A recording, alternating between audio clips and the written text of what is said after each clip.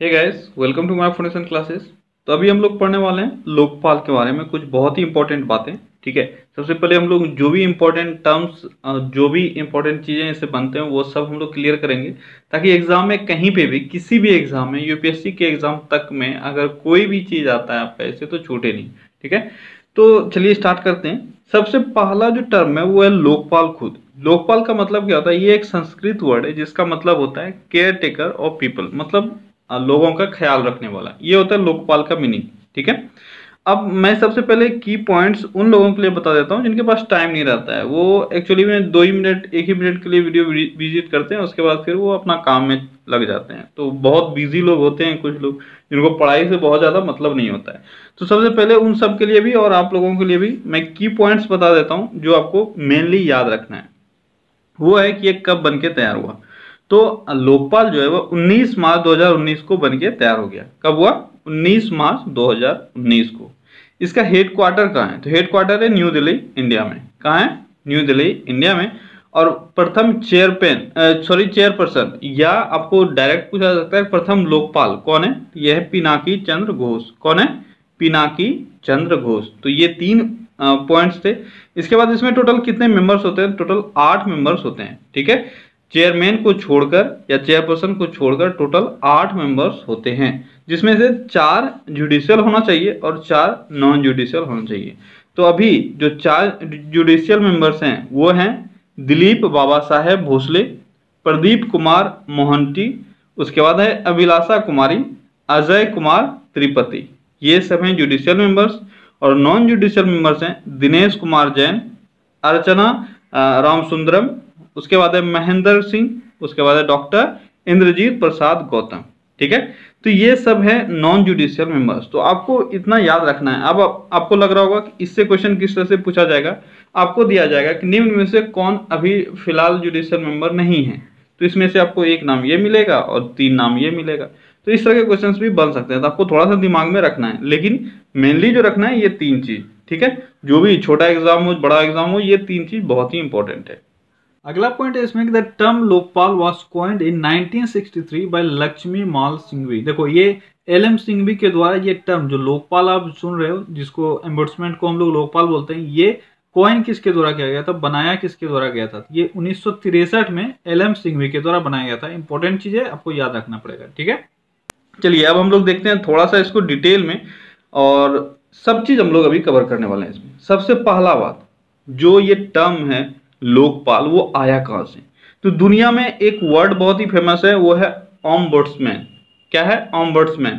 तो ऑम्बड्समैन क्या होता है? ऑम्बड्समैन उसको कहा जाता था जो लोगों के लिए काम करता है, यानी लोगों का प्रॉब्लम सरकार तक पहुंचाती है, या जो लोगों का रक्षक की तरह काम करता है, उसको बोलते हैं ऑम्बड्समैन। ठीक है, तो ये सबसे पहले अस्तित्व में कहाँ आया?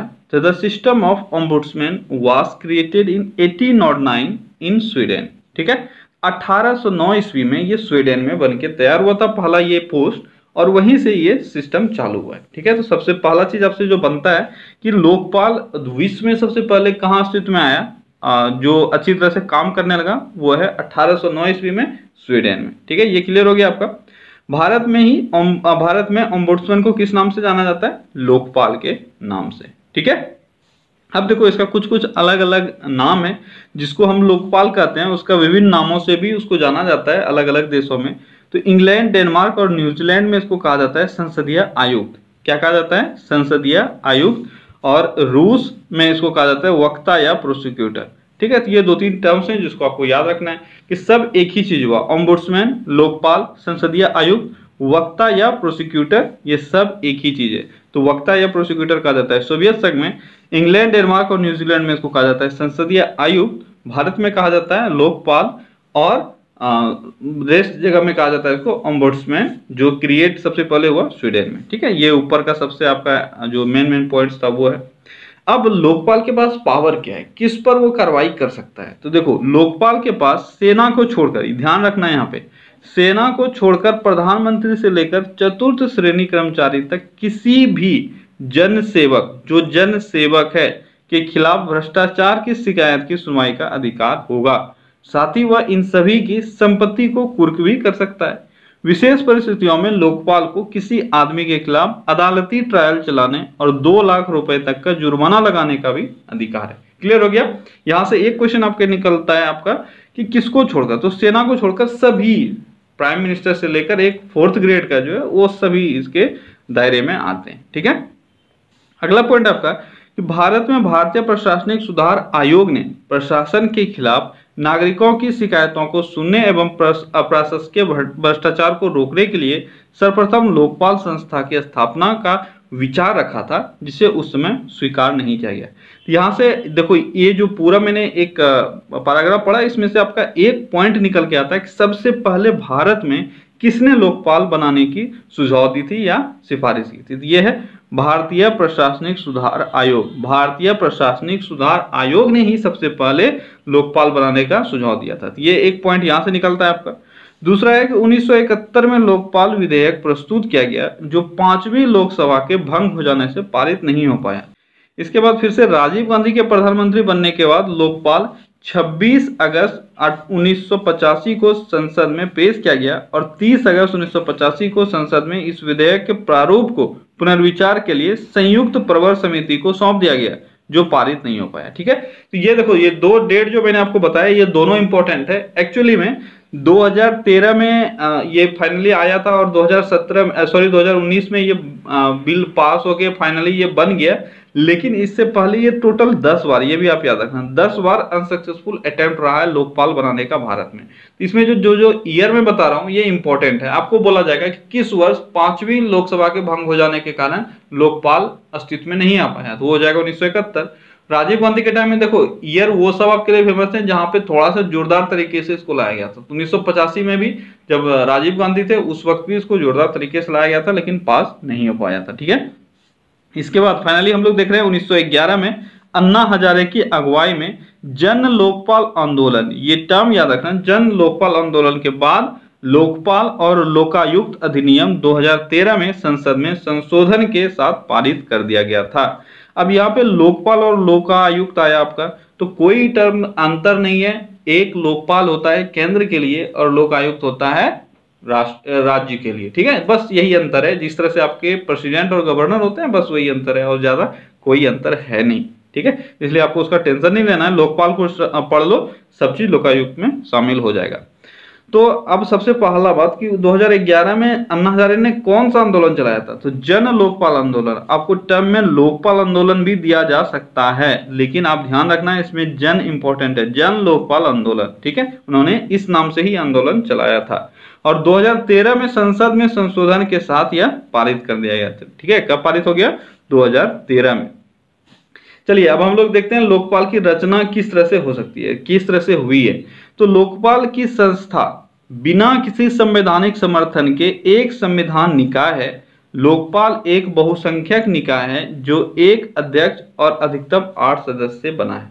ठीक है, 8 सदस्य इसमें होते हैं और एक अध्यक्ष होता है।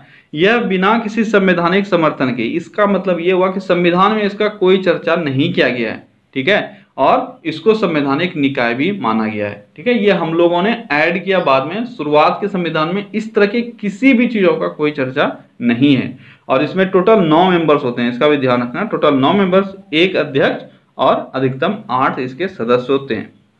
अब एक चेयरपर्सन इसका कौन बन सकता है? तभी हम लोग जो अध्यक्ष का बात करते हैं, जो अभी पिनाकी चंद्र घोष हैं, तो किस तरह से बना जा सकता है, कौन एलिजिबल है? तो अध्यक्ष बन सकता है जिस व्यक्ति को लोकपाल के अध्यक्ष के रूप में नियुक्त किया जाना है, वह निम्नलिखित में से किसी एक कैटेगरी का होना चाहिए। तो या तो भारत के पूर्व मुख्य न्यायाधीश होंगे, या सुप्रीम कोर्ट के पूर्व न्यायाधीश होंगे, या त्रुटिहीन, अखंडता और उत्कृष्ट क्षमता के साथ एक प्रतिष्ठित व्यक्ति, भ्रष्टाचार विरोधी नीति, सार्वजनिक प्रशासन, सतर्कता, बीमा सहित बीमा और बैंकिंग, कानून और प्रबंधन से संबंधित मामलों में न्यूनतम 25 वर्ष का विशेष ज्ञान और विशेषज्ञता रखने वाला। ये इंपॉर्टेंट है। देखो, मैंने यहाँ पे कोई भी पॉइंट ऐसा नहीं छोड़ा है जो एग्जाम में आपसे पूछ लिया जाए और आपको ऐसा लगे मैं यहाँ पे आपको सिर्फ रसगुल्ला नहीं खिला रहा हूँ कि बस आप 10 क्वेश्चन पढ़ लो एग्जाम में आ जाएगा। अगर 11वां क्वेश्चन आ गया तो फिर आप क्या करोगे? क्योंकि जो भी पॉइंट्स मैं बता रहा हूँ सब इंपॉर्टेंट है। इसी कारण से कोई भी चीज आपको छोड़ना नहीं है। थोड़ा सा वीडियो लेंदी हो जाए कोई बात नहीं, लेकिन हम लोग सारा पढ़ के छोड़ेंगे। आपको ये मन में बिल्ड करके रखना है वो जज्बा, ठीक है। चलिए, तो न्यूनतम कितना वर्ष का एक्सपीरियंस होना चाहिए? 25 वर्षों का। ये 2 पॉइंट तो आपको क्लियर है, ठीक है। ये या तो भारत के पूर्व मुख्य न्यायाधीश होने चाहिए या सुप्रीम कोर्ट के पूर्व न्यायाधीश होना चाहिए। अगर ये दोनों में से कोई है तो ये बन सकते हैं। और इसके साथ ही अगर वह किसी और डिपार्टमेंट से हैं, बहुत सारी चीजों को इसमें इंक्लूड किया गया है, तो इन सब को आपको याद रखना जरूरी नहीं है, बस कुछ कुछ आप पढ़ लेना 1-2 बार, हो सकता है कि इसमें दे दिया जाए कि किस फील्ड के हो सकते हैं। तो आपको मेन जो यहाँ पे याद रखना है वो ये है कि इन सारे फील्ड से 25 वर्षों का विशेषज्ञता या एक एक्सपीरियंस जो बोलते हैं वो होना चाहिए, ठीक है। अगला है कि प्रधानमंत्री नरेंद्र मोदी और भारत के मुख्य न्यायाधीश रंजन गोगोई और लोकसभा अध्यक्ष सुमित्रा महाजन की समिति ने 17 मार्च 2019 को एक सुप्रीम कोर्ट के न्यायाधीश पिनाकी चंद्र घोष को भारत का पहला लोकपाल नियुक्त किया।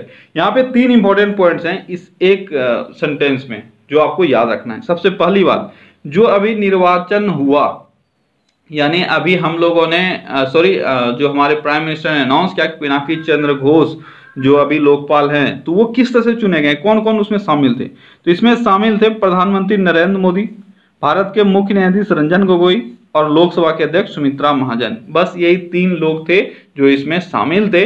और इन 3 लोगों ने मिलकर 17 मार्च 2019, बहुत ध्यान से इसको याद रखना, 17 मार्च 2019 को सुप्रीम कोर्ट के एक न्यायाधीश, तो हम लोगों ने जो ऊपर कंडीशन पढ़ा था उसमें से एक है कि एक सुप्रीम कोर्ट के न्यायाधीश हैं पिनाकी चंद्र घोष, जिसको पहला लोकपाल नियुक्त किया है, ठीक है।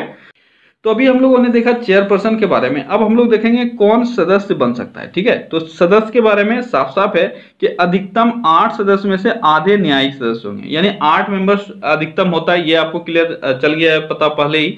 तो अभी आपको ये जानना है कि इसमें से जो 50% है वह होंगे जुडिशियल मेंबर्स और 50% होंगे नॉन जुडिशियल मेंबर्स, ठीक है। न्यूनतम 50% सदस्य SC, ST, OBC, अल्पसंख्यकों और महिलाओं से होंगे, यानी 50% सदस्य जो हैं वह महिलाओं, ST, SC, OBC, अल्पसंख्यक, मतलब इन सब से इंक्लूड करके होगा। यानी अगर 8 मेंबर है तो 8 मेंबर में 4 मेंबर ऐसे होंगे जो इन सब से आएंगे। यानी मान लो इसमें SC, ST, OBC, अल्पसंख्यक और महिला, ये 5 कैटेगरी है, इस 5 कैटेगरी में से 4 मेंबर्स आने चाहिए, ठीक है। ये कहा गया है इसके सदस्य के रूप में। देखो ये भी बहुत ही इंपॉर्टेंट है, ठीक है। अब है कि इसके दो तरह के मेंबर्स होंगे, यानी न्यायिक सदस्य होंगे। वो कौन हो सकते हैं? तो लोकपाल का न्यायिक सदस्य या तो सर्वोच्च न्यायालय के पूर्व न्यायाधीश या उच्च न्यायालय के पूर्व मुख्य न्यायाधीश, ठीक है। ये 2 में से कोई एक होगा, या तो पूर्व मुख्य न्यायाधीश हो सकते हैं उच्च न्यायालय के, और या तो सर्वोच्च न्यायालय के पूर्व न्यायाधीश हो सकते हैं। शायद ऊपर हम लोगों ने देखा था, वहां पे थोड़ा सा शायद आपका मिस्टेक हो गया था, उच्च न्यायालय का मुख्य न्यायाधीश, ठीक है। ऊपर जो हम लोगों ने अध्यक्ष के बारे में पढ़ा था वहां पे भी आपका वही होगा, उच्च न्यायालय का मुख्य न्यायाधीश या सर्वोच्च न्यायालय का न्यायाधीश, ठीक है। अब थोड़ा सा उसको करेक्ट कर लेना, मेरा टाइपिंग एरर हो गया वहां पे। उच्च न्यायालय का मुख्य न्यायाधीश या सर्वोच्च न्यायालय का न्यायाधीश, ये कैटेगरी होता है चेयरपर्सन का भी और उनके सदस्य का भी, ठीक है। उच्च न्यायालय का पूर्व मुख्य न्यायाधीश होना चाहिए या सर्वोच्च न्यायालय का पूर्व न्यायाधीश, ठीक है। इसके बाद है गैर न्यायिक सदस्य। तो गैर न्यायिक सदस्य कौन हो सकते हैं? तो गैर न्यायिक सदस्य त्रुटिहीन, अखंडता, अभी हम लोगों ने जो देखा था, मैं फिर से रिपीट नहीं करूंगा, जो 3 कैटेगरी हम लोगों ने देखा था ना, उसमें से 2 कैटेगरी आपका चेयरपर्सन वाला जो था, उसमें 2 कैटेगरी आपका होता है जो जुडिशियल मेंबर्स के कैटेगरी का है, और लास्ट तीसरा कैटेगरी जो आपने देखा था ये है नॉन जुडिशियल का। नॉन जुडिशियल मेंबर्स भी होने के लिए कम से कम 25 वर्षों का विशेष ज्ञान होना चाहिए, ठीक है। तो ये 2 कैटेगरी में आप अपने आप को बांट सकते हो। और अब तीसरा है कि चेयरपर्सन कौन नहीं बन सकता है। अब ये बहुत ही इंपॉर्टेंट है, जो शायद आपको कोई नहीं पढ़ाता है, ठीक है। कौन नहीं बन सकता है? अब आपने बहुत बार ऐसा देखा है क्वेश्चन कि कौन इसमें से कौन एलिजिबल नहीं हो सकता है प्राइम मिनिस्टर बनने के लिए, प्रेसिडेंट बनने के लिए। तो कुछ कुछ कंडीशंस होते हैं, उस तरह से हमारे लोकपाल के लिए भी कुछ कंडीशंस हैं कि कौन नहीं बन सकते हैं। तो कुछ कुछ तो आपके लिए आसान है, लेकिन थोड़ा सा कुछ पॉइंट जो है वो डिफिकल्ट है। अब है कोई संसद या विधायक है, यानी आपको याद रखना है कि इन सब तो मैंने अलग से डाल दिया है कि आपको दिमाग में थोड़ा सा ये स्ट्राइक कर जाए कि ये सब नहीं हो सकते हैं। लेकिन कोई भी सरकारी पद पे या गैर सरकारी पद पे अगर वह आसीन है तो वह नहीं बन सकता है। ये सबके लिए कंडीशन होता है, ये आपको पता होना चाहिए, ठीक है। संसद या और विधायक, नैतिक दंड से जुड़े किसी भी अपराध के दोषी, ठीक है। 45 वर्ष से कम आयु, ये आपके लिए इंपॉर्टेंट है कि 45 वर्ष से कम आयु के लोग लोकपाल अध्यक्ष नहीं बन सकते हैं। यानी लोकपाल अध्यक्ष बनने के लिए न्यूनतम आयु जो हुआ वो हुआ 45 वर्ष। तो अभी तक आपने क्या क्या पढ़ा था, 21 वर्ष, 25 वर्ष, 30 वर्ष, 35 वर्ष, और अब आप जाके पढ़ रहे हो 45 वर्ष, जो लोकपाल अध्यक्ष बनने के लिए जरूरी है 45 वर्ष एंड एबव। पंचायतों या नगर पालिकाओं के सदस्य अगर हैं तो वो नहीं बन सकते हैं। एक व्यक्ति जिसे सार्वजनिक सेवा से हटा दिया गया है या खारिज कर दिया गया है तो वो भी नहीं बन सकते हैं। एक व्यक्ति जो ट्रस्ट, लाभ का कोई भी कार्यालय यदि ऐसा है तो उसे लोकपाल से इस्तीफा देने की आवश्यकता होगी। ठीक है, तो लोकपाल से इस्तीफा देने की आवश्यकता हो सकती है या फिर लोकपाल बनने के लिए इन सब से इस्तीफा देना होगा। तो वाइस एंड वर्सा है, कोई एक उसको चुनना होगा। तो ये मैंने पहले ही आपको बताया। एक व्यक्ति जो एक राजनीतिक पार्टी से जुड़ा है तो वो भी नहीं बन सकता। तो सबका कंक्लूजन एक ही चीज निकलता है, किसी पद पे आसीन है तो वह नहीं बन सकता। ठीक है, अगला जो पॉइंट है वो है कि अध्यक्ष और सदस्यों की नियुक्ति, यानी लोकपाल अध्यक्ष और लोकपाल के जो सदस्य होते हैं उसकी नियुक्ति किस तरह से होती है, कौन करता है। ये नियुक्ति किया जाता है राष्ट्रपति के द्वारा। ठीक है, और चुना जाता है एक चयन समिति के द्वारा। और उस चयन समिति में कौन कौन होते हैं प्रधानमंत्री, लोकसभा अध्यक्ष, लोकसभा के विपक्ष के नेता, भारत के मुख्य न्यायाधीश या उनके द्वारा नामित एक न्यायाधीश, एक प्रख्यात न्यायवीर। ठीक है, सॉरी यहाँ पे ये अलग पॉइंट नहीं होगा, ये इन्हीं के द्वारा नामित हो सकता है कोई। ठीक है, ये चार लोग हैं जो इसमें शामिल होंगे। कौन कौन, प्रधानमंत्री, लोकसभा अध्यक्ष, लोकसभा में विपक्ष के नेता, और या तो भारत के मुख्य न्यायाधीश या उनके द्वारा नामित कोई भी इंसान। ठीक है, ये 4 मेंबर्स होंगे इनके चयन समिति में। लेकिन आपने अभी देखा, मैंने ऊपर ही आपको बताया कि प्रधानमंत्री नरेंद्र मोदी, लोकसभा अध्यक्ष सुमित्रा महाजन और भारत के मुख्य न्यायाधीश कौन, रंजन गोगोई, इन सब ने मिलकर चुना। अब इसमें लोकसभा के विपक्ष के नेता नहीं आए, जबकि इसके चयन समिति में इनको होना चाहिए। क्यों नहीं आए, क्योंकि अभी हमारे यहाँ कोई लोकसभा अध्यक्ष का नेता, विपक्ष का नेता है ही नहीं। लोकसभा के में विपक्ष का नेता कोई नहीं है। क्यों, क्योंकि कोई कोरम पूरा नहीं कर रहा है। आपको पता है उसको 10% होना चाहिए सीट कम से कम। तो ऐसा कोई पार्टी है ही नहीं जिसका इंडिविजुअली उतना सीट हो। हम लोगों ने बस राहुल गांधी को मान लिया है कि वो विपक्ष नेता है, पर कोई भी अभी है नहीं, इस कारण से शामिल इसमें नहीं किया गया है। ठीक है, लेकिन एक ऐसे उसके सदस्य थे, मुझे नाम याद नहीं आ रहा है, जिनको इन्होंने इन्विटेशन भेजा था प्रधानमंत्री नरेंद्र मोदी ने, जो विपक्ष से हैं, कि आप आइए और शामिल होइए। लेकिन वो शामिल नहीं हुए क्योंकि उनका डिसीजन यहाँ पे मायने नहीं रखता है। वो चयन समिति में बस ऐसे गेस्ट रहते, उनको कुछ भी बोलने का अधिकार नहीं दिया जाता, बस उनका एक परामर्श हो सकता था। कुछ मानना ना मानना चयन समिति पर डिपेंड करता है, क्योंकि ऑफिशियली वो उसके मेंबर्स नहीं होते। तो अभी जो आप लोगों का लोकपाल जो चुना गया वो 3 मेंबर्स के द्वारा ही चुना गया, लेकिन टोटल जो चयन समिति में होंगे वो 4 मेंबर होंगे। ठीक है, बहुत ही इंपॉर्टेंट है, आपको याद रखना है। इसके बाद इसका कार्यकाल कितना हो सकता है। तो लोकपाल के अध्यक्ष और सदस्यों के लिए कार्यालय का कार्यकाल 5 वर्ष या 70 वर्ष की आयु प्राप्त करने के लिए बांधा गया है। ठीक है, या तो वो 5 वर्ष तक काम करेंगे या उनकी 70 वर्ष अगर पूर गया तो उनको छोड़ना होगा। अब है कुछ और इंपॉर्टेंट पॉइंट्स देखो। चेयरपर्सन की सेवा का वेतन, ठीक है, चेयरपर्सन भत्ते और अन्य शर्तें भारत के मुख्य न्यायाधीश के बराबर है और सदस्य सर्वोच्च न्यायालय के न्यायाधीश के बराबर है। तो 2 इंपॉर्टेंट पॉइंट।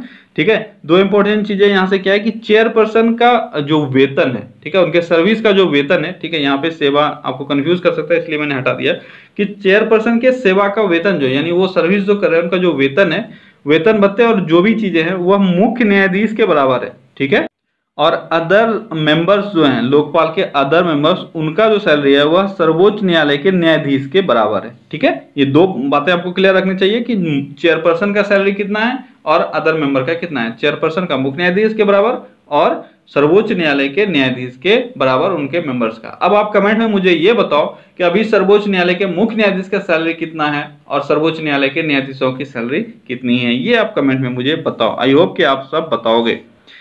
अगला पॉइंट है कि यदि व्यक्ति को पहले से ही पेंशन मिल रही है पूर्व न्यायाधीश होने के नाते, तो समान पेंशन राशि का वेतन से काट लिया जाएगा। ये सही समझ में आया। ये चीज देखो, ये सब अंदर का चीज है, बहुत अंदर का, जो शायद आपको नहीं पता चल पाता है और एग्जाम में इनसे क्वेश्चंस बनते हैं। अगर कोई पेंशन भोगी है ठीक है। अब आप वहां पे कंफ्यूज होने का क्या फायदा कि क्या होगा उसके साथ, पेंशन मिलेगा कि नहीं मिलेगा। आपको मैंने बताया है कि उसको रिजाइन करना होगा, यानी जो बेनिफिट्स उसको मिल रहे हैं वो सब कैंसिल करना होगा। तो अगर उसको पेंशन मिल रहा है तो यहाँ पे कंफ्यूजन हो जाता है, क्योंकि पेंशन मिल रहा है तो वो ऑलरेडी सर्विस में है नहीं, तो पेंशन मिलना चाहिए या नहीं मिलना चाहिए, तो पेंशन उसको नहीं मिलेगा। जितना पेंशन मिल रहा था उसके सैलरी से उतना काट लिया जाएगा, ठीक है। यानी पेंशन उसको ऑलरेडी मिलता ही रहेगा, पर उसका अमाउंट यहाँ पे डिडक्ट हो जाएगा, ये आपको ध्यान रखना है, ठीक है। पेंशन उसका खत्म नहीं होगा, पेंशन उसको मिलेगा नहीं, यानी कि पेंशन का जो अमाउंट है वो इसके सैलरी से काट लिया जाएगा। आपको यहां से दो बातें समझनी है कि पेंशन का स्कीम खत्म नहीं होगा, पेंशन मिलता रहेगा, पर पेंशन का जो राशि है वह इसके सैलरी से काट लिया जाएगा। यानी उसको पेंशन भी मिल रहा है, सैलरी भी मिल रहा है, लेकिन उतना अमाउंट उसको नहीं दिया जाएगा, ठीक है। अगला कुछ पॉइंट है इसमें, लोकपाल और सदस्यों के वेतन का स्रोत भारत का संचित निधि है। बहुत ही इंपॉर्टेंट क्वेश्चन, ठीक है, कि लोकपाल को कहां से पेमेंट होगा, किस निधि से, तो संचित निधि से। अगला है कि यदि चेयरपर्सन कार्यालय में मर जाता है या पद से इस्तीफा दे देता है तो अध्यक्ष नए चेयरपर्सन की नियुक्ति होने तक अध्यक्ष के रूप में कार्य करने के लिए वरिष्ठतम सदस्य को अधिकृत कर सकता है। यदि चेयरपर्सन छुट्टी के कारण कुछ कार्यों के लिए उपलब्ध नहीं है तो उसकी नौकरी वरिष्ठ सदस्य द्वारा की जाएगी। यानी एक सिंपल सा पॉइंट जो आपके सुप्रीम कोर्ट में लागू होता है, हाई कोर्ट में लागू होता है। यानी सुप्रीम कोर्ट में अगर मुख्य न्यायाधीश नहीं है तो जो सबसे जो वरिष्ठतम न्यायाधीश होते हैं वो उनका कार्यभार संभालते हैं, तो वही चीज यहाँ पे भी होगा। यानी सुप्रीम कोर्ट के मुख्य न्यायाधीश के बराबर ही इनका सब चीज है। अगला है कि सेवानिवृत्ति के बाद की नौकरियां, ये बहुत इंपॉर्टेंट है, इनसे क्वेश्चंस भी बनते हैं कि सेवानिवृत्ति यानी लोकपाल पद से वो रिटायर हो चुके हैं तब वह क्या नहीं कर सकते हैं या कौन सा नौकरी कर सकते हैं। तो देखते हैं, एक बार जब एक लोकपाल अध्यक्ष या सदस्य ऐसा होना बंद हो जाता है, मतलब उनका सर्विस होना बंद हो जाता है, तो वह निम्नलिखित में से कोई कार्य नहीं कर सकते हैं, ठीक है। यानी अगर कोई लोकपाल अध्यक्ष नहीं है या उसका सदस्य नहीं है तो क्या नहीं कर सकता है, तो उन्हें लोकपाल के अध्यक्ष या सदस्य के रूप में फिर से नियुक्त नहीं किया जा सकता। बहुत ही इंपॉर्टेंट पॉइंट कि अगर वह एक बार रिटायर कर जाते हैं तो दोबारा उनको नियुक्त नहीं किया जा सकता है। दूसरा पॉइंट है, कोई राजनीतिक कार्यभार नहीं ले सकता है। यानी अगर राजनयिक में कोई भी, यानी राजनीति में कोई भी उनको फील्ड ऑफर हो रहा है कहीं पे भी किसी भी चीज में, तो वह इन्वॉल्व नहीं होंगे। इसके बाद है, केंद्र शासित प्रदेश के लिए प्रशासक के रूप में नियुक्त नहीं किया जा सकता है। यानी कोई भी केंद्र शासित प्रदेश है, अभी आप देख रहे हो ना, जनरली ऐसा होता है कोई भी आईपीएस ऑफिसर है या कोई भी है, जो अभी आपके सबसे बेस्ट एग्जांपल है किरण बेदी, तो वो पॉलिटिक्स में चले आए, ठीक है, और फिर अभी वो राज्यपाल है। तो इस तरह के चीजों को इसमें शामिल नहीं किया गया, यानी वो नहीं हो सकते हैं, ठीक है। यानी केंद्र शासित प्रदेश के प्रशासक के रूप में वह कभी भी नियुक्त नहीं हो सकते हैं। अगला पॉइंट है, कोई भी संवैधानिक या वैधानिक पद जिसमें नियुक्ति राष्ट्रपति द्वारा की जाती हो उसके लिए वह काम नहीं करेंगे, ठीक है। कोई भी संवैधानिक या वैधानिक पद जिसमें नियुक्ति राष्ट्रपति द्वारा की जाती है तो वो नहीं संभाल सकते हैं। भारत सरकार के अधीन कोई अन्य कार्यालय, यानी सरकार के अधीन कोई भी कार्यालय है तो वह उसको हैंडल नहीं कर सकते हैं। अगला है, वह अध्यक्ष पद, उपाध्यक्ष, एमएलए, एमएलसी, स्थानीय निकाय जैसे कोई भी चुनाव 5 साल तक नहीं लड़ सकते हैं, पद त्यागने के बाद नहीं लड़ सकते हैं, ठीक है। ये इंपॉर्टेंट है कि ये सब जो कोई भी पॉलिटिक्स में वो घुसने का काम कर सकते हैं तो वह 5 साल तक के पद पर 5 साल तक के बाद ही कर सकते हैं, उससे पहले नहीं कर सकते। क्लियर हुआ ये आपका कि उनको जो एक लिमिटेशन लगाया गया है इन सब एमएलए, एमएलसी, स्थानीय निकाय चुनाव या उपाध्यक्ष, अध्यक्ष बनेंगे, ये तो 5 साल के लिए उनका लगाया गया। 5 साल के बाद वो फिर से एलिजिबल हो सकते हैं। लोकपाल के 3 महत्वपूर्ण अधिकारी हैं, उनकी नियुक्ति लोकपाल अध्यक्ष द्वारा होता है। तो लोकपाल के 3 अधिकारी, जो मेन अधिकारी हैं वो 3 हैं, वो हैं secretary to Lokpal, director of inquiry और डायरेक्टर ऑफ प्रोसिक्यूशन। ये 3 टर्म है जिसको आपको याद रखना है, ये 3 पद है जो लोकपाल के द्वारा सृजित किया जाता है। अगला पॉइंट है कि एक लोकपाल पीठ का गठन अध्यक्ष द्वारा 2 या अधिक सदस्यों के साथ किया जाएगा। प्रत्येक लोकपाल बेंच में न्यायिक सदस्यों के रूप में कम से कम आधे सदस्य होने चाहिए। ये चीज भी आपको याद रखना है कि लोकपाल पीठ, जिस तरह से आप न्यायालय में देखते हो, हमारे कोर्ट में देखते हो, उसका पीठ स्थापित किया जाता है, उसी तरह से लोकपाल भी पीठ की स्थापना कर सकता है। और लोकपाल पीठ में जो सदस्य होंगे वो या तो 2 सदस्य होंगे या 2 से अधिक सदस्य भी हो सकते हैं। लेकिन ध्यान ये रखना है कि इसमें से 50% सदस्य कैसे होंगे, वो होंगे न्यायिक सदस्य यानी जुडिशियल मेंबर्स। ठीक है। अगला है कि लोकपाल की निम्नलिखित शक्तियां, यानी लोकपाल के पास कौन कौन शक्तियां हैं। इनमें अधीक्षण के अधिकार और सीबीआई को दिशा निर्देश देने की शक्तियां हैं। ये आप याद रखना कि ये सीबीआई को भी दिशा निर्देश देते हैं। ठीक है। और इंक्वायरी खुद से भी ये लोग ये कर सकते हैं। अगला है कि यदि इसने सीबीआई को एक मामला भेजा है तो ऐसे मामले में जांच अधिकारी को लोकपाल की मंजूरी के बिना हस्तांतरित नहीं किया जा सकता है। यह भी इंपॉर्टेंट पॉइंट है। जब आपको डिटेल्ड क्वेश्चन देता है ना, निम्न में से 4 में से कौन एक नहीं हो सकता है, उस सब क्वेश्चंस में ये आपको काम आता है। वहां पे दिया जाएगा क्या किसी को ट्रांसफर किया जा सकता है बिना परमिशन का, तो वहां आप कंफ्यूज होते रहते हो। ठीक है। तो अच्छे एग्जाम में इन सब चीजों का यूज होता है। तो क्या मैंने बोला कि अगर सीबीआई को एक मामला लोकपाल ने भेजा, ठीक है, तो ऐसे मामलों का जो भी अधिकारी जांच कर रहा है वह लोकपाल के मंजूरी के बिना ट्रांसफर नहीं किया जा सकता। अभी आप जनरली ये इंडिया में बहुत ही एक क्या बोल सकते हो आप, बहुत ही एक गंदा पॉलिटिक्स चल रहा है कि अगर मान लो कोई एक आईएएस ऑफिसर, कोई एक इंस्पेक्टर, कोई एक एसपी, कहीं पे भी कोई भी अगर एक इंक्वायरी कर रहा है तो आप देख रहे हो चंद दिनों में, जैसे ही इंक्वायरी चालू हुआ चंद दिनों में उसका ट्रांसफर हो जाता है। अगर एक न्यायाधीश किसी भी मामले में फैसला सुनाने वाला है और अगर कोई पॉलिटिकल पार्टी में कोई पॉलिटिकल पावर ऐसा है जो उसको ट्रांसफर करवा सकता है, तो वो ऑटोमेटिकली आप देखते हो दूसरे दिन वो ट्रांसफर हो जाता है उसका। तो इस तरह की चीजों से हमारे यहाँ पे जो न्यायिक पारदर्शिता है वो कभी भी नहीं आ पाया है। ठीक है। जो अभी बड़े अधिकारी हैं, ठीक है, उनको नेताओं के इशारों पे नाचना पड़ता है क्योंकि ट्रांसफर हो गया तो उनको जाना पड़ेगा। फिर अब न्यू आएंगे जो वो उनके चमचे होंगे, ठीक है, उन पॉलिटिशियन के चमचे होंगे जो उनके हिसाब से फैसला सुनाएंगे। अभी आपको इस तरह का जो इंसिडेंट है वो बहुत जगह देखने को मिल सकता है। अभी आप या तो दंगा कांड ले लो, गुजरात दंगा कांड, या कोई भी आप ऐसा इंसिडेंट लो। मैं कंट्रोवर्शियल यहाँ पे पैदा नहीं करना चाहता, कंट्रोवर्सी में नहीं चाहता हूँ, लेकिन आपको ये जानना है कि जो भी अभी बड़े फैसले लिए जाते हैं उससे पहले बहुत सारे ऐसे जज हैं जो ट्रांसफर हो जाते हैं। तो उस तरह की चीजों को यहाँ पे थोड़ा सा ब्रेक लगाने का कोशिश किया गया क्योंकि अन्ना हजारे भी ये चाहते थे कि इस तरह की चीजों को इग्नोर किया जाए। तो क्या कि सीबीआई का जो भी अधिकारी उसका जांच कर रहा है उसको बिना लोकपाल के मंजूरी का ट्रांसफर नहीं किया जा सकता है। ठीक है। ऐसे मामले से जुड़े तलाशी और जब्ती अभियान के लिए सीबीआई को अधिकृत करने की शक्तियां हैं। यानी अगर कहीं पे भी तलाशी लेना है, कहीं पे भी कुर्की करना है, जब्ती करना है, तो उसके लिए लोकपाल सीबीआई को परमिशन देती है। अब लोकपाल के पूछताछ विंग को एक सिविल कोर्ट की शक्तियों के साथ निहित किया गया है। यानी इसका जो पूछताछ विंग है, ठीक है, जिस तरह से सिविल कोर्ट का पावर है उसी तरह से इसके पूछताछ के विंग का पावर है। अगला है कि लोकपाल के पास विशेष परिस्थितियों में भ्रष्टाचार के माध्यम से उत्पन्न या प्राप्त संपत्ति, आय, प्राप्तियां और लाभ को जब्त करने की शक्तियां हैं। यानी जो कोर्ट फैसला सुना सकती है वह लोकपाल भी फैसला सुना सकती है। लोकपाल के पास भ्रष्टाचार के आरोप से जुड़े लोक सेवक के हस्तांतरण या निलंबन की सिफारिश करने की शक्तियां हैं।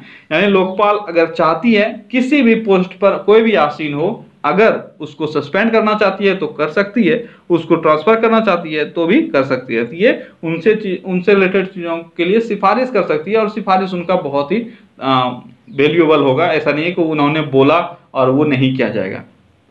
अगला है कि लोकपाल के पास प्रारंभिक जांच के दौरान रिकॉर्ड को नष्ट करने से रोकने के लिए निर्देश देने का शक्ति है।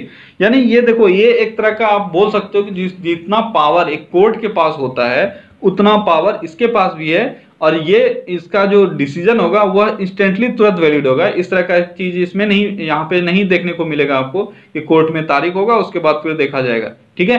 तो कोई भी अधिकारी हो, किसी भी अधिकारी के खिलाफ ये इंस्टेंट एक्शन ले सकती है।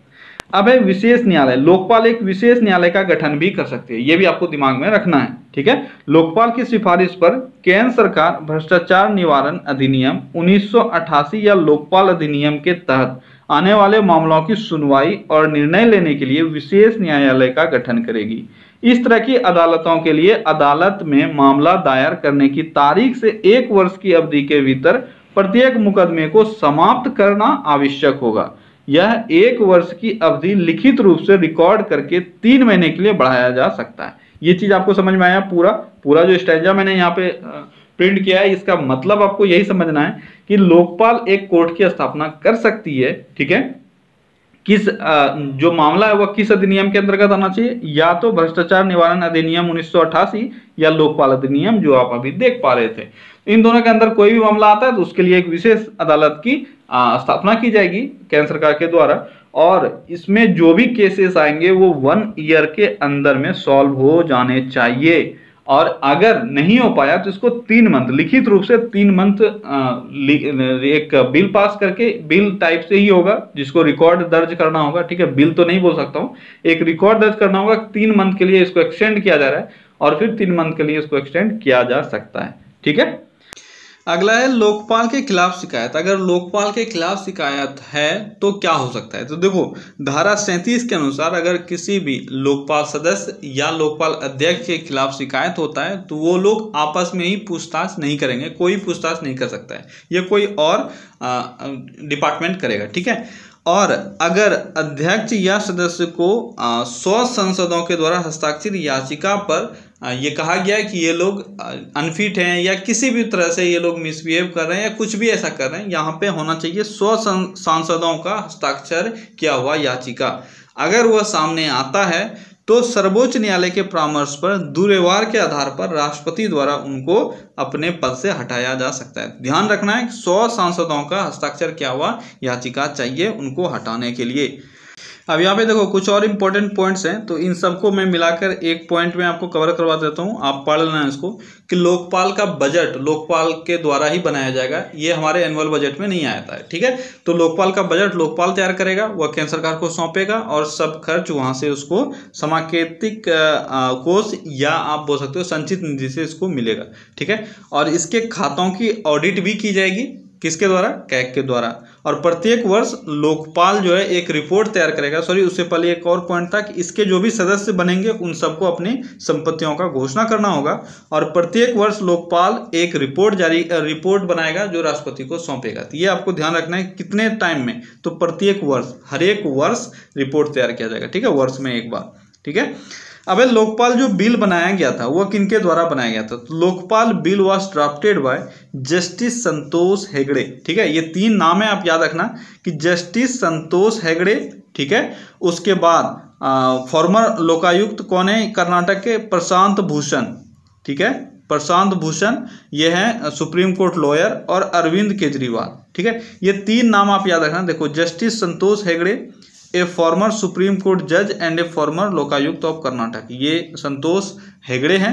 दूसरा नाम है आपका प्रशांत भूषण, ये है एक सुप्रीम कोर्ट के लॉयर, और तीसरा है अरविंद केजरीवाल जो एक आरटीआई एक्टिविस्ट है। ये तब का बात मैं कर रहा हूँ जब यह फ्रेम हुआ था, जो लोकपाल बिल है 2013 में जो ड्राफ्ट होकर 2013 का अधिनियम जो बना, ठीक है, उस अधिनियम का मैं बात कर रहा हूँ, उसके लिए जो लोकपाल बिल बना था। तो लोकपाल बिल बनाने में 3 लोग शामिल थे, कौन कौन? संतोष हेगड़े, और एक और प्रशांत भूषण, और एक और अरविंद केजरीवाल। तो ये 3 नाम है जिसको आपको याद रखना है, संतोष हेगड़े, प्रशांत भूषण और अरविंद केजरीवाल, ठीक है। अरविंद केजरीवाल एक आरटीआई एक्टिविस्ट थे, तो इनको भी आपको याद रखना है। अब देखो हमारे लोकपाल में क्या नहीं है, क्या नहीं है ये भी आपको ध्यान रखना है, या यूं बोलें कि जो इन लोगों ने बोला था कुछ चीजों को संशोधित किया गया है, ठीक है। जो लोकपाल बिल में था उसको संशोधित किया गया, क्योंकि हम लोगों ने पढ़ा कि 2013 में संशोधन के साथ ये पारित हुआ। तो उसमें से क्या क्या नहीं है वो आपके लिए इंपॉर्टेंट है, आप देख लो। विसिल ब्लोअर के लिए सुरक्षा नहीं। विसिल ब्लोअर क्या है? विसिल ब्लोअर एक टर्म है जो शायद आपके एग्जाम में आ सकता है, अभी इसको मद्देनजर रखते हुए। विसिल ब्लोअर वो होता है जब खतरा आने पर जो सीटी बजाए, यानी आपको समझ में आ जाना चाहिए कि अगर कहीं पर कुछ हो रहा है और गुप्त रूप से किसी ने कोई सूचना दिया हो तो उसको हम लोग बोलते हैं विसिल ब्लोअर। यानी आपके आसपास में मान लो एक आईएएस ऑफिसर है जो करप्ट है, अब आपने जाके ऐसा सूचना दिया कि आपका जो वह आईएएस ऑफिसर है वह करप्ट है और उसके खिलाफ शिकायत आपने की। अब यहाँ पे आपने ऑफिशियली कोई शिकायत नहीं किया है, बस आपने इन्फॉर्मेशन पहुंचाया है गुप्त रूप से, तो आप हो गए एक विसिल ब्लोअर। और सरकार की यह दायित्व बनती है कि आपको वह सुरक्षा मुहैया कराए जब तक सारे मामलों की जांच ना हो जाए। तो इस तरह का एक मांग किया गया था हमारे बिल में, जो बिल ड्राफ्ट किया गया था, लेकिन इसको उतना ध्यान नहीं दिया गया और जन लोकपाल बिल में यह कहा गया था, ठीक है, मुख्य मांगों में से एक था। लेकिन जो बिल पारित हुआ उसमें इसका प्रावधान नहीं है, इसको हटा लिया गया है, ठीक है। ये बहुत ही एक क्या बोल सकते हो आप, एक तरह से जो हमारा लोकपाल बना है, अभी भले ही ये चर्चे में हो, लेकिन एक तरह से इसमें पारदर्शिता नहीं है। आप जब डिटेल में जाओगे तो जिस तरह से हमारे संविधान में हर एक गुनाह से बचने का एक दिया हुआ है रास्ता, उसी तरह से यहाँ पे भी हर एक गुनहगार को बाहर निकालने का एक रास्ता दिया हुआ है। तो आगे बढ़ते हैं। अधिनियम में लोकायुक्त पर केवल एक खंड है जो कहता है कि 1 वर्ष के भीतर राज्य लोकायुक्त अधिनियम लागू करेंगे। यानी ये कहा गया है कि लोकपाल बिल बन गया, ठीक है, इन्होंने ये कहा कि एक लोकायुक्त होगा किसी भी राज्य में, जो भी जितने भी राज्य हैं सब में एक लोकायुक्त होगा, पर इन्होंने कुछ डिटेल नहीं कहा, बस ये कहा कि राज्य में लोकायुक्त होगा और राज्य इसके लिए स्वतंत्र है किस तरह से उसको वो फ्रेम करें। 1 साल में बस एक लोकायुक्त नियुक्त करना है, 1 साल के भीतर। अब किस तरह से फ्रेम किया जाएगा, कैसे वो करेंगे, किस तरह से करेंगे, ये सब चर्चा नहीं किया गया है, यानी राज्य फ्री हैं। तो ये एक थोड़ा सा गड़बड़ चीज है इसमें। दूसरा है कि लोकपाल अधिनियम पीएम को अपने अधिकार क्षेत्र में लेता है, फिर भी न्यायपालिका को छोड़ दिया गया है।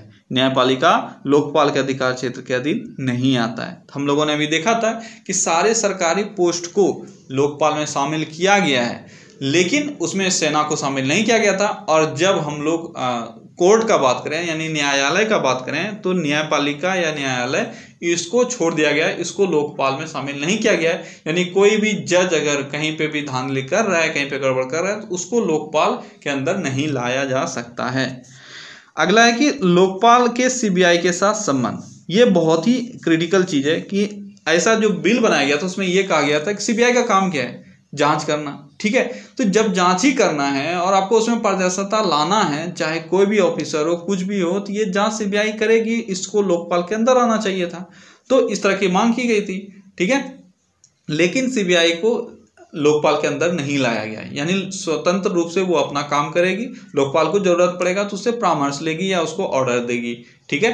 तो इस तरह का चीज़ों को इसमें इंक्लूड नहीं किया गया है कि लोकपाल सीबीआई के अंदर आ जाए। तो ये एक इसमें जो मांग किया गया था उसके विरुद्ध में ये चीज़ लिया गया है।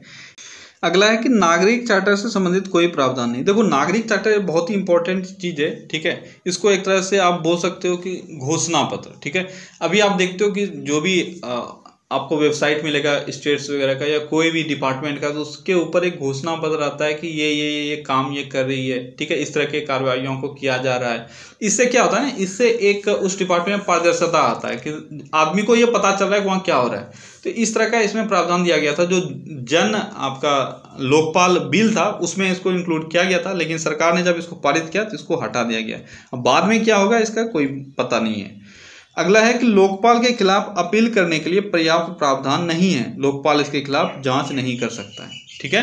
तो यानी लोकपाल के खिलाफ अगर कोई भी शिकायत करना चाहता है तो इसके लिए है, प्रावधान है, पर इसका पर्याप्त प्रावधान नहीं है। प्रोसेस क्या है वो लोगों तक नहीं पहुंच पाएगा जल्द से जल्द, ठीक है।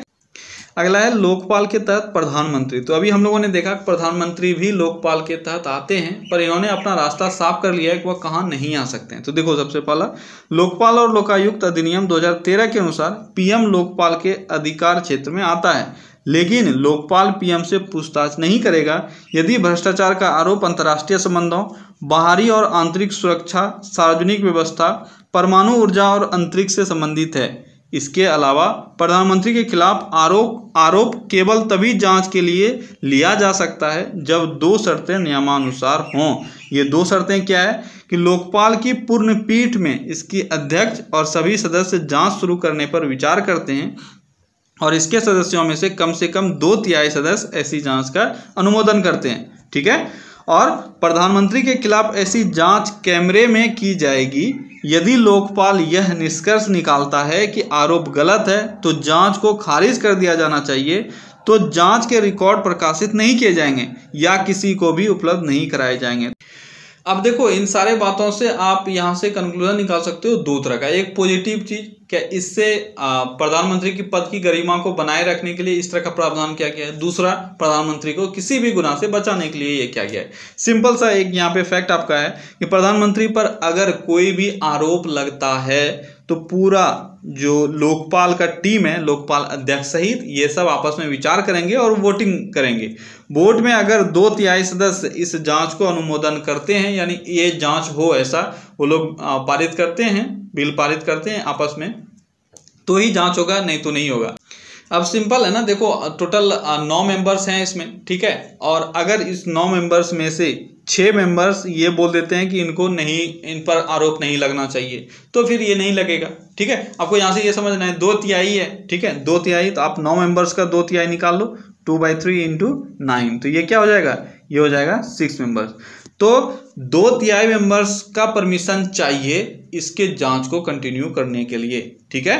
अगर 2/3 मेंबर्स बोल देते हैं हाँ इन पर जांच हो तो जांच होगा, नहीं तो वहीं पे उस याचिका को खारिज कर दिया जाएगा, चाहे वो सच हो झूठ हो, इससे कोई मतलब किसी को नहीं है, ठीक है। यहाँ पे ये आपका एक प्रावधान हुआ, प्रधानमंत्री पद इसके अंदर होते हुए भी इससे बाहर हो सकते हैं, ठीक है। तो ओके फ्रेंड्स, तो ये था हमारा एक ओवरऑल जो लोकपाल को लेकर जितने भी सवाल बन सकते हैं उन सब का एक थ्योरी पार्ट।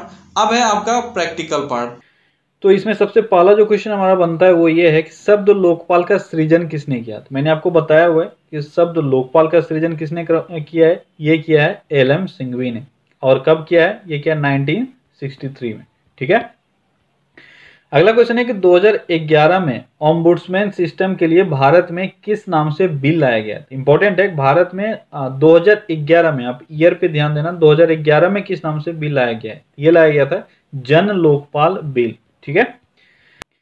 अगला क्वेश्चन है कि लोकपाल और लोकायुक्त बिल कब पारित हुआ, ठीक है। यहाँ पे देखो बिल का अब नाम चेंज हो गया है, ये है लोकपाल और लोकायुक्त बिल जो 2013 में पारित हुआ था। आपका सही आंसर है 18 दिसंबर 2013। अब देखो इस क्वेश्चन को आपको बहुत ही ध्यान से अटेम्प्ट करना होता है। देखो अगला क्वेश्चन देखोगे तो आपको समझ में आ जाएगा। अगला क्वेश्चन है कि लोकपाल और लोकायुक्त अधिनियम 2013 कब लागू हुआ। अब ये आंसर बदल जाएगा, यहाँ पे वहां पे था बिल कब पारित हुआ, दिसंबर 2013 में, लेकिन ये लागू कब हो गया, यानी कब फोर्स में आ गया आपका लोकपाल और लोकायुक्त अधिनियम, तो ये है 16 जनवरी 2014, ठीक है। अब देखो 18 तारीख को बिल पास हो गया, 1 जनवरी को जो प्रणब मुखर्जी थे उन्होंने साइन कर दिया 1 जनवरी 2014 को, और 16 जनवरी 2014 से ये लागू हो गया। अगला क्वेश्चन है कि लोकपाल एजेंसी कब अस्तित्व में आया। अब देखो ये तीनों क्वेश्चन में आपको डिफरेंस समझना पड़ेगा। एक सबसे पहला था लोकपाल बिल कब पेश हुआ, ठीक है, कब लाया गया, कब पास हुआ, पेश नहीं कब पास हुआ, तो ये दिसंबर 2013 में पास हो गया था, ठीक है। और पहली बार लाया गया था 2011 में, यानी लोकपाल बिल करके, जिसका अहमियत रखता है, नहीं तो इस तरह से तो बहुत सारे इंडिया में आए, टोटल अभी तक 10 बार आए हुए हैं तकरीबन, लेकिन जो मेन आया वो 2011 में आया, 2013 में इसको पास किया गया दिसंबर 2013 में, और ये लागू हो गया कब, ये लागू हो गया 16 जनवरी 2014 को, ठीक है।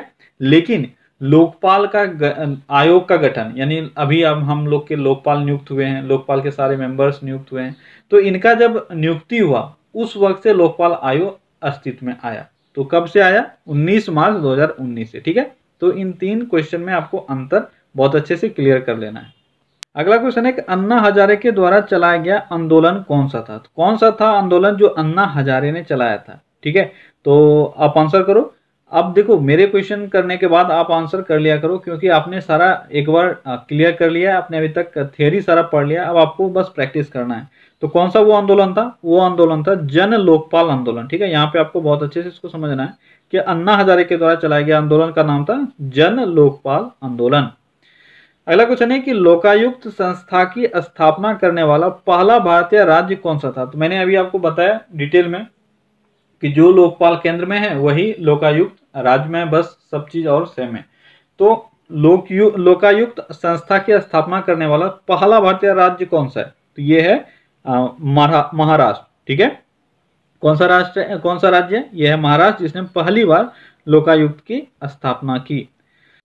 अगला क्वेश्चन है कि विश्व में सर्वप्रथम लोकपाल किस देश में लागू हुआ। तो मैंने अभी आपको बताया कि लोकपाल विश्व में पहली बार कहाँ लागू हुआ, ये लागू हुआ स्वीडन में 1809 ईस्वी में, ठीक है। ओम्बुड्समैन सर्विस करके सबसे पहली बार स्वीडन में ही लागू हुआ था 1809 में। अगला है कि लोकायुक्त और उप लोकायुक्त की नियुक्ति कौन करता है। लोकायुक्त और उप लोकायुक्त की नियुक्ति ये कौन करता है, ये करता है भारत का राज्यपाल, सॉरी किसी भी राज्य का राज्यपाल। और अगर यहाँ पे लोकपाल पूछा जाता तो इनकी नियुक्ति किनके द्वारा होती है, ये होती है राष्ट्रपति के द्वारा। ठीक है। अगला क्वेश्चन है, किस राज्य का लोकायुक्त कार्यालय सत्ता और कार्यक्षेत्र के मामले में सबसे मजबूत माना जाता है। सबसे मजबूत लोकायुक्त किस राज्य का है, यह है कर्नाटक का। किस राज्य का, कर्नाटक का लोकायुक्त सबसे मजबूत माना जाता है। अगला क्वेश्चन है कि भारत में प्रथम लोकपाल कौन नियुक्त हुए, कौन हुए, ये हुए पिनाकी चंद्र घोष, आप सबको पता है। अगला क्वेश्चन है कि लोकपाल आयोग में कितने न्यायिक सदस्य होते हैं। देखो ऐसे क्वेश्चंस को बहुत ही बारीकी से आप पढ़ो, कितने न्यायिक सदस्य होते हैं, तो यहाँ पे आपका आंसर क्या होगा, आपका आंसर होगा 4। अगर यहाँ पे सदस्य पूछा जाता, टोटल सदस्य होता है 8, लेकिन न्यायिक सदस्य कितने होते हैं, ये 4। एक्चुअली में टोटल सदस्य 8 नहीं, टोटल सदस्य 9 होते हैं। अगर लोकपाल अध्यक्ष को छोड़ दें तो टोटल सदस्य होते हैं 8। ठीक है, लोकपाल अध्यक्ष को छोड़ के, और न्यायिक सदस्य इसमें से होते हैं 4। ठीक है। अगला क्वेश्चन है कि भारत में कौन लोकपाल के अंतर्गत नहीं आता है। तो भारत का एक ऐसा फील्ड जो लोकपाल के अंतर्गत नहीं आता है वो कौन सा है, ये भी मैंने आपको बताया हुआ है, वो है सेना का फील्ड। ठीक है, यानी आर्मी भारत के लोकपाल के अंतर्गत नहीं आती है। अगला क्वेश्चन है कि कितने लोगों ने मिलकर भारत के प्रथम लोकपाल की नियुक्ति की। बहुत ही इंपॉर्टेंट क्वेश्चन, कितने लोगों ने मिलकर ये किया। तो जनरली इसमें मैंने बताया हुआ है कि 4 जो लोग हैं वो शामिल होते हैं, प्रधानमंत्री, लोकसभा के विपक्ष के नेता। ठीक है, और कौन होते हैं, और होते हैं लोकसभा के अध्यक्ष और हमारे जो चीफ जस्टिस हैं वो। तो लेकिन इस बार जो विपक्ष के नेता हैं वो कोई अभी है नहीं, इस कारण से 3 लोगों ने ही इनको नियुक्त किया है। ठीक है। अगला क्वेश्चन है कि एक शख्स की आयु 70 वर्ष है, वह यहाँ पे है आप ऐड कर लेना, 70 वर्ष है, वह कितने वर्षों तक लोकपाल अध्यक्ष बना रह सकता है। बहुत ही अच्छा क्वेश्चन कि किसी शख्स की आयु 70 वर्ष है तो कितने साल वह बना रह सकता है लोकपाल अध्यक्ष। तो कितने साल रह सकता है, वह 0 वर्ष रह सकता है, क्योंकि इसका मैक्सिमम ईयर जो है वह है 70 वर्ष। ठीक है, किसी का उम्र अगर 70 वर्ष हो जाता है तो वह लोकपाल नियुक्त नहीं हो सकता है। अगला क्वेश्चन है कि लोकपाल बनने के लिए न्यूनतम आयु कितनी है। तो न्यूनतम आयु कितनी है, यह है 45 वर्ष। कितनी है न्यूनतम आयु, 45 वर्ष। अगला क्वेश्चन है कि लोकपाल पीठ के गठन में न्यूनतम कितने सदस्य हो सकते हैं। तो मैंने अभी आपको बताया कि लोकपाल पीठ के गठन में न्यूनतम सदस्यों की संख्या कितनी होगी, ये होगी 2, और जितने भी सदस्य होंगे उसका 50% न्यायिक सदस्य होना चाहिए। अगला क्वेश्चन है कि लोकपाल बिल को अपनाने वाला राष्ट्रमंडल देश कौन है। सबसे पहला, यहाँ पे पहला आपका आएगा, लोकपाल बिल को अपनाने वाला पहला राष्ट्रमंडल, फर्स्ट राष्ट्रमंडल देश कौन सा है, कौन सा है, ये है आपका न्यूजीलैंड, जिसने सबसे पहली बार लोकपाल को अपनाया था। ठीक है, तो ओके फ्रेंड्स, तो ये था लोकपाल से रिलेटेड ओवरऑल जो हम लोगों का थियरी और एमसीक्यूज बनते हैं वो। अभी आप आई होप कि कोई भी आपके एग्जाम में क्वेश्चन आएगा वो आपसे नहीं छूटने वाला है, और मैं चैलेंज के साथ कर सकता हूँ यूट्यूब पे इससे बेस्ट वीडियो लोकपाल का आपको नहीं मिलेगा। अगर आपको वीडियो अच्छा लगा तो आप अपने फ्रेंड्स के साथ शेयर करो, जितना ज़्यादा शेयर कर सकते हो आप करो। आप वीडियो पे कमेंट करो और वीडियो को लाइक करो, क्योंकि आपके इन कामों से हमें मोटिवेशन मिलता है कि हम आपको और बेहतर कंटेंट प्रोवाइड करवा सकें। चलिए कल फिर से मिलते हैं किसी अगले वीडियो में। Till then take care, bye bye.